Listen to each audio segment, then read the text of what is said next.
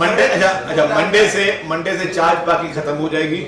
जो भी area Sindh government के जेर असर है, जो आपने पहले बात की कि अगर वो हालात उसमें नहीं है, वो ड्राइवर और उसने एक्सीडेंट कर दिया, मैं आपको बात बताऊं, इस पे लॉ मौजूद है, इस पे कानून मौजूद है, अदालत में सबसे अमल करना है।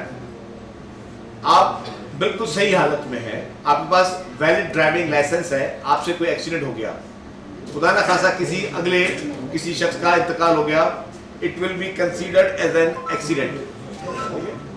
आप बगैर ड्राइविंग लाइसेंस के हैं, या आपने कोई ड्रग्स ली हुई है, या आप नशे की हालत में हैं, या आप बगैर ड्राइविंग लाइसेंस में, और आपसे कोई एक्सीडेंट हो जाता है और खुदा ना खास्ता अगले की गलती थी और वो बेचारा मर गया, तो it is a murder offence.